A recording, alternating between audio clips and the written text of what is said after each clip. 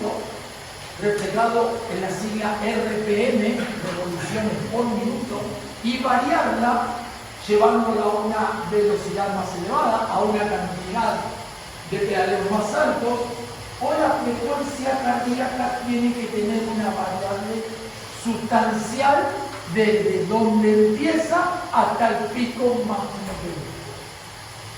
Pudiésemos nosotros elegir un protocolo tipo Tabata que tiene 20 segundos de trabajo y 10 segundos de pausa. ¿Cómo lo podemos hacer acá? Aprovechando ese intervalo sin tocar la resistencia, solamente bajando la velocidad. ¿Qué voy a generar? Un pico alto de intensidad, una meseta y una pequeña reducción, un segundo pico un poquito más alto, una meseta y una reducción, un pico un poco más alto que me va a costar mucho porque empiezo a trabajar con la fatiga.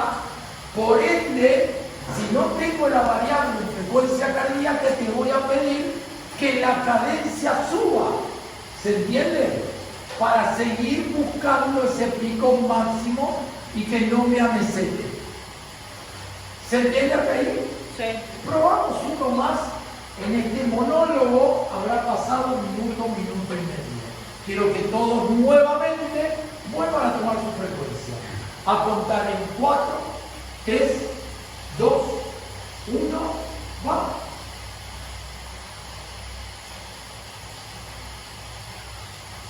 Baja.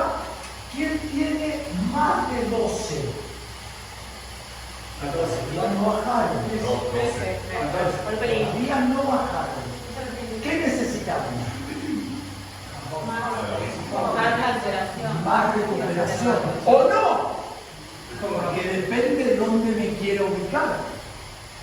Si yo tengo esa pausa de recuperación y la quiero hacer completa, te voy a llevar bien abajo con la frecuencia cardíaca y me tomaré más tiempo. Pero en un Tabata que tiene 10 segundos, ¿cuánto creen que va a variar esa frecuencia cardíaca? Es muy poquito. ¿A cuánto conviene bajar esa frecuencia para que... En porcentajes y en mediciones relativas vamos a tener que estar siempre en intensidades altas. Intensidades altas en un bono estructural como este es hablar del 85% al 92% y en el pico máximo hablar de un 102-105%. ¿Se entiende? ¿Duda? Este trabajo, trabajando en bicicleta, ¿lo puedes trasladar a la carrera? Sí. ¿A un deporte de equipo? Dentro del protocolo de entrenamiento, el HIIT aparece y aparece muy bien. Tienes que saber en qué momento, en qué periodo le vas a dar, en qué periodo está el atleta o el equipo, si está en un periodo competitivo, si está en un periodo de transición, si está en una pretemporada, para saber cuánto en cuanto a la dosificación pongo. Pero que tiene que estar el HIIT. Muchísimas variantes. Vean que para una ligera entrada en calor, nosotros utilizamos un pequeño rango. Ese pique corto, ejecutado varias veces, logramos salir de el estadio de frecuencia basal a un pico alto de intensidad. Cuando ustedes ingresaron acá, estaríamos en un medio, ya no estábamos en el basal, pero no estaban tan intensos como ya. Entonces ahí pude aplicar esto. ¿Cuántas veces? ¿Cómo? Y depende de qué bono estructural va a tener que ver cómo planifique vos. Pero el objetivo de mejorar el VO2, por ejemplo, haciendo el HIIT sobre la bicicleta, ¿mejora también la carrera? Va a mejorar en el rendimiento general del atleta. Un triatlonista no solo trabaja en la bici, sino también en el agua y también en el plano. Y sin embargo, el resultado para este ciclista en Estados Unidos, donde el clima no le permite salir a rodar a la ruta, lo hace en bicicletas o en pista. Entonces, sí, por supuesto mejor. Y ahora son más de 20 minutos. ¿Cuánto tiempo tiene que tener un HIIT para llamarlo HIIT propiamente dicho? Más de 2 minutos. qué pausa y recuperación? ¿Cuál es el intervalo ideal de cada uno de estos? 10-15 segundos. Ya. 15 por 15 no sería un intermitente. ¿Qué es un intermitente? Los que tenían el. Está preocupado acá, ¿eh? No me dejes mal, chicos. Sigo, vamos. Profe, los intermitentes eran los que tenían el doble o el triple de pausa. 1, 2 y hasta 3 el tiempo de trabajo. Pausa. El HIIT, con 2 I. ¿Cómo es el periodo de tiempo de trabajo y cuál es la pausa de recuperación? O el intervalo. 2-1.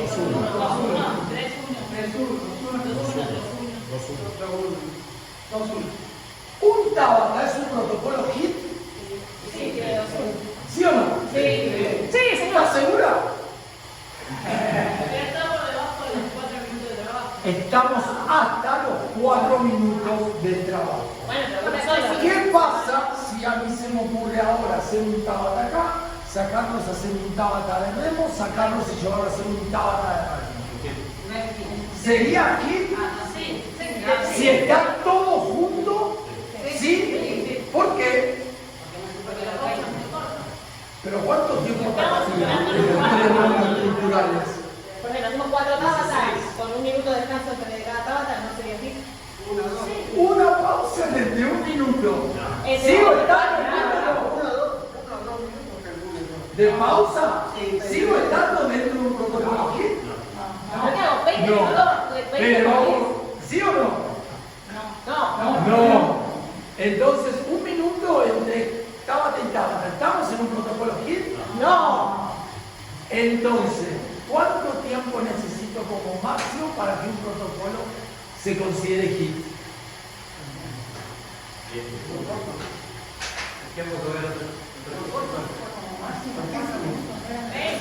¿Cuánto? 20. No voy a superar acá 16, 18, 20 minutos. ¿Y cómo serían los intervalos? 2 por 1.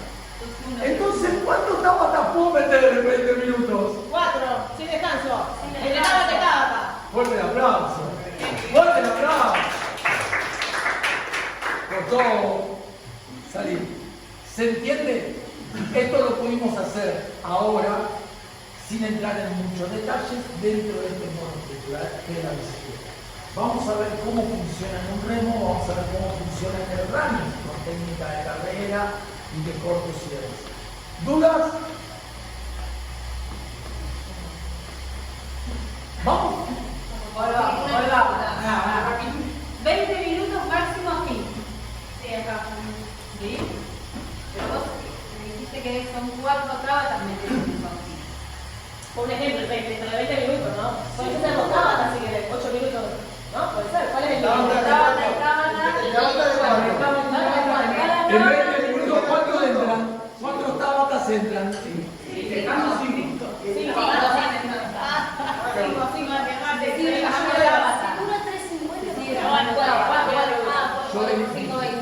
Con los tabatas, un mono cultural y paso rápidamente a otro.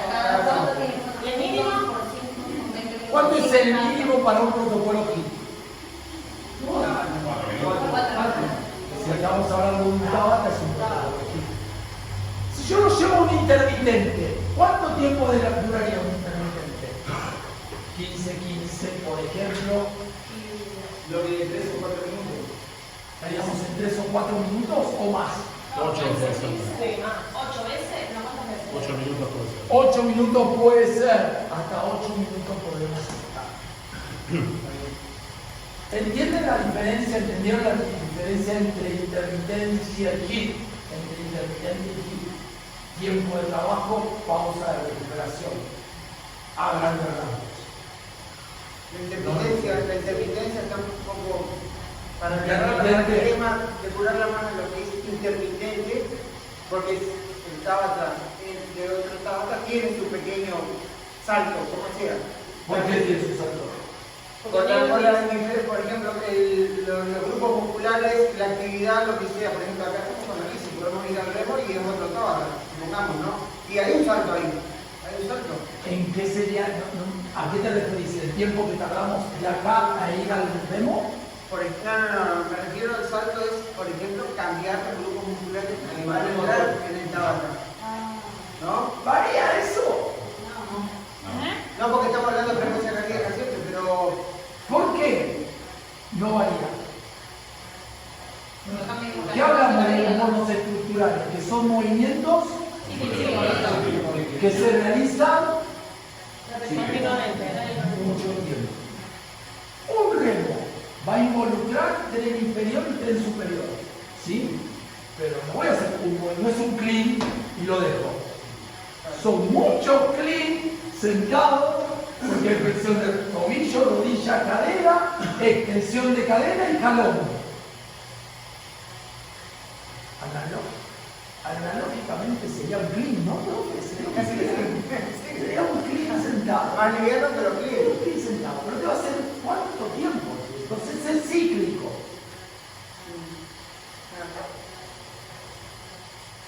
Una aceleración de un solo paso no puedo ir al cíclico. Correr una cuadra, sí. Porque lo repito. Un pedaleo. ¿Y se terminó? No. Todavía tardando así que. Entonces todos son cíclicos. Acíclico sería un solo movimiento, una barra, una pesa. Cíclico, continuo, que potencia la capacidad aeróbica. La bicicleta, el remo, el esquí, la bicicleta de aire, el running, la natación. A todos hechos, ¿puedo aplicar un protocolo HIIT? Sí, por supuesto. ¿Debo? Sí, claro. ¿Cómo? Cada uno dentro de su monoestructural, respetando las características y posibilidades que tengamos. La técnica adecuada siempre, prolongarnos en el tiempo apropiado con la intensidad más alta de cada uno. ¿Dudas? Cuando mido el tema de las pulsaciones, o sea, para saber en qué porcentaje estoy, que tengo que tener, porque dijiste menos de 14, ¿no? Como para tener un A grandes rasgos. Okay. Tu 80% no va a ser el mismo 80% de ella, no va a ser el mismo 80% de él. ¿De qué va a variar? Con esa formulita fácil que vimos en la edad de cada uno. Alcanzar tu 80% te va a resultar muy fácil o muy difícil, depende de tu capacidad aeróbica de base, tu historial deportivo, tu entrenamiento. A diferencia que el de ella que el de él.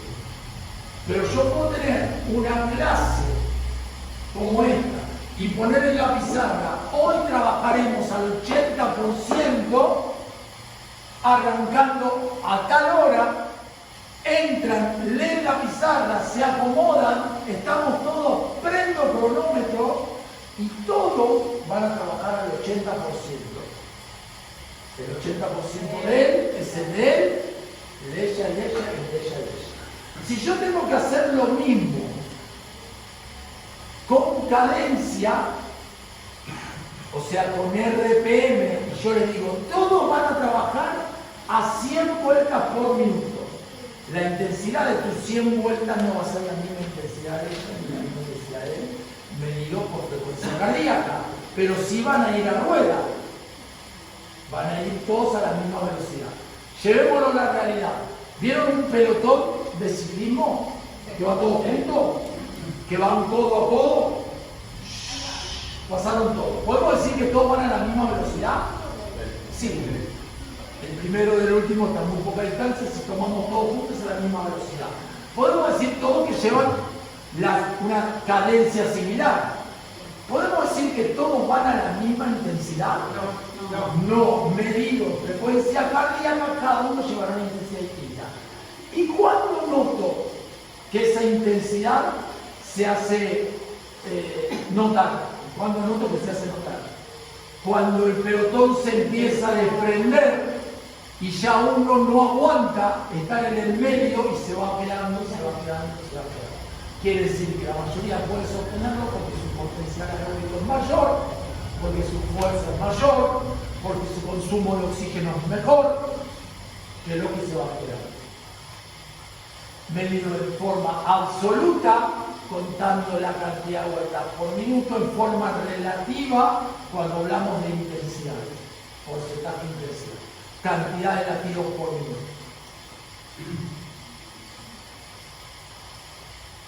¿Duda? No, me quedó la duda volviendo atrás, que como que lo dijiste como si fuera algo distinto al intermitente con el Tabata, había mucho que era lo mismo, 2 por 1. No, estamos hablando que el trabajo intermitente no es lo mismo que un HIIT y se diferencian por las pausas de recuperación y el tiempo de trabajo en relación. El intermitente tiene más pausa y menos el trabajo. Tiene más pausa Por eso, que trabajo. que trabajo. Por eso se invierte que en el HIIT. Sí. Lo dijiste más laburo, más trabajo. El HIIT puede tener 2 por 1 como el protocolo Tabata, pero el intermitente puede ser 1-1, 2-1, 3-1. Profesor. Permiso. Algo que habíamos hablado es que el Tabata es un modelo 2-1. Básicamente, como vos setees trabajo-pausa, va a hacer la diferencia. Si el trabajo es preponderante, la acidez sube más. O sea, si la pausa es corta, los trabajos son muy ácidos. Si la pausa es un poquitito más larga o parecida a la del trabajo, la acidez es más moderada. ¿Qué quiere decir moderada? Que no me salgo de la línea del VO2, o sea, me voy hasta el 100% del VO2 como máximo. Me va a mantener ahí, me voy a mantener a raya. En la intermitencia me mantengo a raya, con un techo bien controlado. O sea, la pausa está bien seteada. 15-15, 15-15, 15-15. Entonces, esos 15 me dan la posibilidad de restituir a través de la fosfocreatina, a través de ciertos procesos metabólicos, la excesiva producción de lactato que se genera en el HIIT. Es algo que habíamos hablado un poquito en las charlas y vamos a seguir todo el tiempo. Entonces, intermitente, protocolo 1-1, 1-2, 1-3. HIIT, protocolos que elevan más la acidez, 2-1, 3-1, 4-1, o algo que es importante, ¿sí? Que puede ser, protocolos que sean 1-1, pero de muy larga duración. 1 minuto a todo lo que podés, sin parar, y parás 1 minuto. Cuando los trabajos son tan intensos y muy prolongados, también estamos en zona HIIT, solo que es un HIIT extensivo, es un HIIT de mayor duración, no tan intensivo como los 15 o los 20 segundos del Tabata. ¿Se entiende esto? Si superamos los 30 segundos, estamos en zona HIIT. Y si descansamos 30 segundos, estamos también en zona HIIT, solo que estamos prolongando la cantidad de tiempo de trabajo a alta intensidad. ¿Se entiende eso, no es cierto? Yo les mando a correr una vuelta a manzana, ¿no es cierto? 400 metros. 400 metros. ¿En cuánto lo hacen? 2 minutos, minuto y medio, el más rápido, a lo mejor, 1 minuto y medio. Ok, 1 minuto y medio corriendo. Vengo, los hago descansar 1 minuto y los vuelvo a hacer correr. ¿Eso no es un HIIT? Sí. Pero claro que sí. ¿Por qué? Es súper extensivo en tiempo. ¿Se entiende? No trotando, claramente. No trotando claramente. Lo vas a tratar de hacer lo más rápido que podés.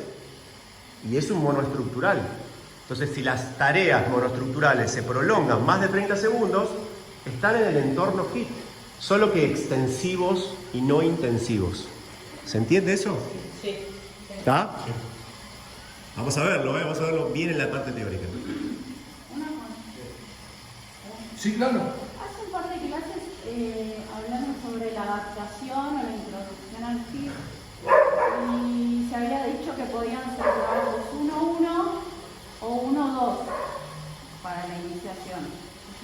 1-1-1-2 para la iniciación está muy bien. Sí, sí. Mi pregunta es, por ejemplo, con una iniciación, un trabajo 1-2. ¿Cuándo me doy cuenta que ese 2 ya puede pasar a ser 1-1 en frecuencia cardíaca, digamos? Cuando la frecuencia cae demasiado, Claro. demasiado rápida. 80%, 70%. Cuando te caen pocos segundos, vuelve a pasar. Ok. Claro. Cuanto menos entrenada estés, la intensidad se va a mantener alta y te va a costar mucho más recuperar.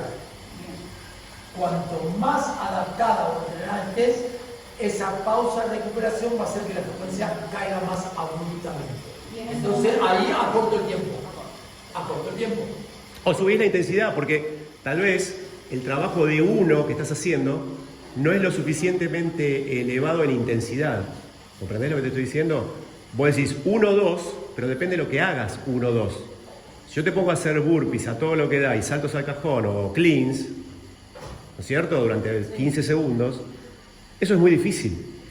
Por más que te haga descansar 2 veces el trabajo, 2 veces, o sea, 30 segundos, tal vez no te recuperes. No, yo lo pensaba Estás más en una situación tipo desfavorable. Para una persona sedentaria, para una persona obesa, por ahí más. Que simplemente se tenga Para que adaptarlo. sentar y parar. Claro. Exacto. Esa persona cuando gana fuerza, esas doble pausa, digamos esas 2 veces el trabajo de pausa, tal vez ya sea demasiada pausa, porque la frecuencia cardíaca, como dice el profe, cae abruptamente a niveles que a vos no te interesan para mantenerse en el mundo HIIT. ¿Se entiende? Vos para mantenerte en el mundo HIIT tenés que estar en ciertos parámetros, ¿no es cierto? Y los vas a forzar cada vez más. Semana por semana vas a buscar más dificultad en las cosas que haces. ¿Sí? Eso le va a proponer al cuerpo adaptación crónica en el tiempo. De hecho, en el mismo ejemplo también podés ver cómo cae abruptamente la pausa o cuando ejecutando la misma cantidad de movimientos a la misma velocidad no se eleva tanto la frecuencia cardíaca. Ya el tipo tiene mucha capacidad para eso, tenés que ponerle peso. Exacto. O le tenés que agregar una dificultad, un salto, o le tenés que bajar el banquito. Ya no se sienta tan alto, se sienta más bajo. O no se siente, perdón. O no se siente. Se frena a la isometría de los 90 grados. Ahí ya le vas a dar una dificultad. O después un cambio de graduación en el movimiento, un aumento de parte coordinativa, un apoyo o algo, y todas esas variaciones siempre dificulta algo. ¿Sí? O sea, dificultar ese algo enseguida aumenta el grado de intensidad. O sea, después ya vamos a ir viendo que la intensidad que buscamos dentro del HIIT bien puede tener un montón de variantes que no tienen que ver específicamente con ir al palo. Después voy a hacer esa aclaración de nuevo, pero tiene que ver con... En el ejemplo que el profe Tego decía, primero a este señor lo hacíamos sentar. Ahora lo vamos a sentar y al mismo tiempo lo vamos a levantar una pesa.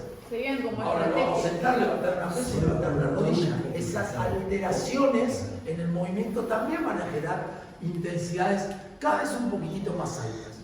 Entonces, vos me dices, ¿qué tan intenso es el trabajo que estás ejecutando y qué tan pronto cae la frecuencia cardíaca? Para saber si esa pausa se tiene que acortar o el trabajo que le ofreciste se debe incrementar. Bien. ¿Sí? Ya vamos a ver algo que es interesante, que es el control simple de la frecuencia cardíaca, lo vieron con el profe, pero también el control metodológico de la frecuencia cardíaca. Hay ciertos protocolos que vos sabés que no te van a subir de cierto porcentaje del VO2. Por ejemplo, lo intermitente, yo lo controlo directamente con la metodología. Por ejemplo, alterno, se me ocurre, cargadas, saltos y método, no sé, burpees. Esos 3 ejercicios combinados me colocan en 180. Cuando quiero que las chicas del del equipo, por ejemplo, bajen un poquito esa frecuencia cardíaca, pero poquito, ¿qué hago? Coordinativos en escalerita. Esas 15 segundos de coordinativos en escalerita, ¿qué hacen? Planchan la frecuencia cardíaca, pero a un límite inferior, 160. Entonces las tengo con los coordinativos en 160, con los burpees en 180, con las cargadas en 180, con abdominales en 160. No las dejo de mover. Hago una pausa completa, pero les bajo ciertamente les ondulo la carga durante el entrenamiento para que puedan aguantar más tiempo. Esto en el deporte tiene un valor tremendo, que poder seguir haciendo cosas bien hechas, sin perder eficiencia mecánica, mucho tiempo. A diferencia de lo que acaba de comentar el profe, con deporte en situación acá arriba, para lograr un descenso tan rápido, es muy difícil. Quitar toda la resistencia. Es muy difícil en la bici, ¿no? Hay que largar los pies, básicamente, del pedal. Tendría que salir y quedarse inmóvil. Exacto. Que también me va a jugar en contra quedarme inmóvil. Entonces, acá tengo un pico alto, un descenso amesetado, el segundo intento un pico más alto, pero el descenso va a ser más corto. Porque me cuesta mucho, porque tengo fatiga, porque en el periodo de recuperación sigo traccionando. Y después vuelvo a acelerar con toda esa resistencia y después sigo traccionando. En cambio, como decía el profe, le haces hacer cargadas y cuando quieres que baje, se va a la colchoneta a hacer abdominales, cae un patón. ¿Se entiende? Acá no. Lance Armstrong gana el tercer Movement Tour, el tercer Tour de Francia. En el Movement Tour, estando 95 minutos a un promedio de 90-95% de intensidad. Esa imagen, esa secuencia está grabada, la van a ver en YouTube. Él se para cuando su director técnico le da la orden, se para sobre su bicicleta con una multiplicación diferente, porque ahora después le explico si quieren saber por qué. Mira a sus dos rivales, que era un italiano Iván Basso y Jan Ullrich, un alemán. Y una vez que se paró, tuvo hora y media hasta llegar primero al momento. Entonces, él está seteado por todos lados. Su frecuencia cardíaca, su intensidad estaba ahí arriba durante todo ese tiempo. ¿Cómo logramos sostener tanto tiempo esa intensidad? Atleta de élite, en situación de competencia, en la última prueba de semejante tour. 45 grados de calor, 500 kilómetros ya recorrido, una animalada. Y se paró, una bicicleta que va entre 6 y 8 kilos, piqui, piqui, piqui, piqui, piqui, piqui, piqui, piqui, piqui, piqui. Una persona que se levanta a las 6:30 de la mañana con 32 latidos por minuto. Un corazón así, con que haga así, alcanza para llenar todo el cuerpo y descansar.